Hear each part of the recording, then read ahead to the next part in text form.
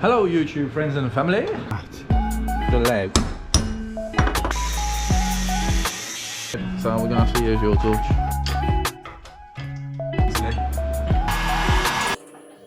Hello. Since this week we've been doing light themed things with the bulbs and the spots. We decided to show you a video on my dad's discovery. On here, he's got some little daytime running LED rings that are inside the spots. We've got some on that he had some from Amazon years ago, Warren. Yeah. A fair few years ago, and they've started to fail now. These are the ones that are they're white and then they flash when the indicator comes on orange, so the indicator as well. Is that the same ones you bought? Yeah. Yeah. So the ones on it at the moment are here. So these are the little rings there. What's that? Oh, them are the new ones. So these are the little rings there that was glued in. I'm just siliconed in there, right? Yeah. And the work off the indicators and the work daytime running lights. We'll show you where them wired to because I don't think you're gonna have to rewire them. You're gonna try and use these wires that are in here, or yeah, because they come with like a little tiny plug. Oh, so you're gonna have. Oh, so you can just plug these in then, can you? Yeah, hopefully. So you can just re-plug them in. Hopefully we'll plug these in, but we'll show you where these are wired to in the car, just so you can do them yourself if you want to. And these are 7 centimeters. 7 centimeters for in the fog lights. And the nice thing about these, you've got some of them, like I've got on my Defender, that I'm like, they look like individual little spotlights, don't they? And they light up the thing. Yeah. Whereas this is a proper like DRL ring, so it lights up the whole thing really well. So we'll show you putting them on anyway. The lights were started to break down all in different sections. So it's like some of the LEDs have gone out. It was only the white that was happening, but now the actual when they indicate, there's like sections flashing and. But they've lasted years, are they, until the started completely going? 3 years. And these have been off road as well. These have been to Strata, Florida, in Bonnet deep water. Yeah. So they've lasted well. They're obviously well waterproof. They just started to fail after 3 years. So not bad. How much am I? They was £15. 15 quid. We'll try and find the link and put it in the description for them. We're going to start an Amazon affiliate page. So if you can buy these sort of things that we buy through Amazon, then it helps the channel. We get a little bit of a kickback off the sale of them. So okay, we'll show you. So obviously this might not be something you need to do, because if you're watching this video you probably haven't got them on in the first place. But we just run a standard life round to cut off all the silicon that's behind these lights, holding them on, and then just pull them off. Yeah, I'm stuck on well. Been on there 3 years without falling off. Yeah. There we go. That's it. Look, there's just that ring on the inside, and it's clipped into this outer piece here. And this is similar to the ring that's in the other style lights that you see, but the outer piece is like it's less clear, isn't it? I don't know. It's less see-through. I think it's like on the other ones it's really see-through, so you can sort of see them individual lights in it. On these, it makes it one full ring, Yeah. So there's the wires. Red is going to be live, black's going to be earth, and the yellow is going to be indicator. If that will actually focus on there, I don't know. But yeah, you've got three lights on there. Let me just. That's all cleaned off. There's the wires. Just cut the wires off. The connection is done from behind, so we should be able to push that connector through there behind the light. If you push the light in, you should be able to get the connector down there, and we'll connect it underneath the bumper.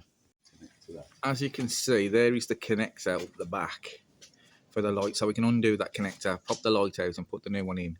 All this gubbins is from old lights that have been fitted in the past there. Like I said, it had different lights on there, but all you've got is a live, which will show you where it goes to in the fuse box under the engine page. You've got an earth, which you run to an earth point, a bolt or something on the chassis or the frame. You can just run it, put a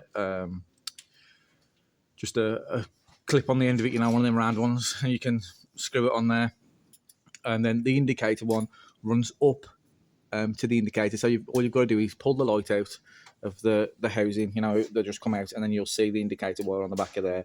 We'll see if we can see which one it is. We can't remember, but we'll find out which one it is. And then you just connect it to that indicator light up in the top as well. But we'll put this light in, and then we'll show you the connections in a bit. And then what we'll have to do is probably feed. You've got to feed the wires from this way down here. There's the old plug. Look. And there's the new plug. You're going to have to feed that from this way. Somehow it must have gone through originally. Yeah. When it's been 3 years since you fitted them, it's difficult to remember how they go. Just push it down through the casing. You can push the light back a bit as well. Oh, I need to get a screwdriver. It's coming behind. Okay, you feed it through the back there, and you'll find it. Pull it out through the inside of here, just up there.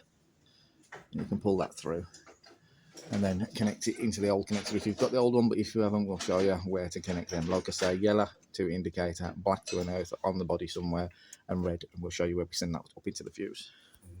So that's fed through now. We just used a screwdriver at the back to guide it where you want it to go, and that'll be plugged into the old one, and then it'll be clear siliconed onto there.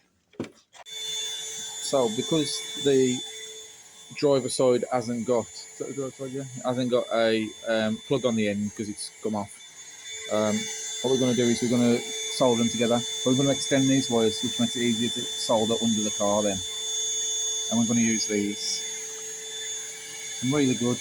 They've got heat shrink around them, and then you've got a bit of solder in the centre, so you don't actually have to solder them, you just use a heat gun. I'll put it down. Just slide them over.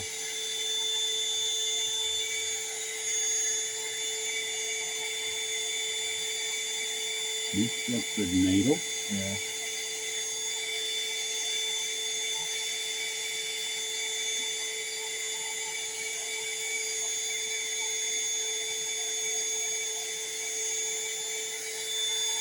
So just slide them over onto the joint.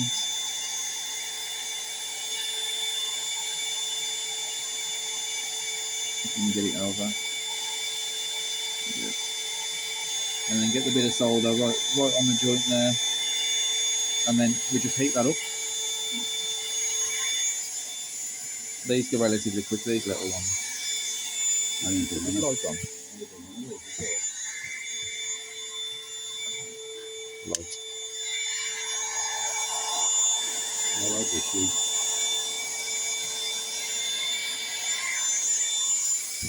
So just warm it up. See it shrinking on, and then warm the bit in the middle. That's it. You just see it go shiny, and you see it spread about. That's it. Let it cool down, and then it's done. And what we'll do is we've got some heat shrink to go over, so we'll put a bigger piece on as well to make the joint a bit stronger. Yeah, I don't know what size it is, but something like that probably. So just put that over it as well, because these are all right, but I think you need a bit more strength along the joint. Yeah. When you're bending around and that. It'll take it a bit more waterproof as well.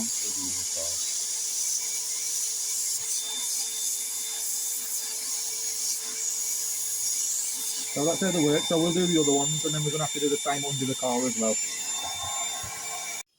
Right, so them have been soldered and got heat shrink over them under there. We'll just cable tie them up out the way somewhere.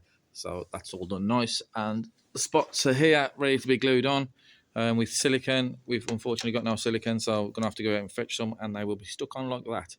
And then we will show you the finished product when they're working, hopefully, if they work.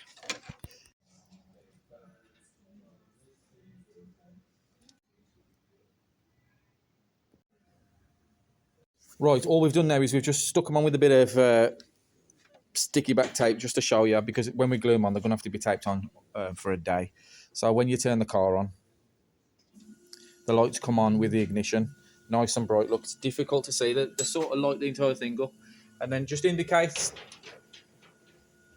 And there you go. That flashes with that. It turns the DRL off and turns into an indicator.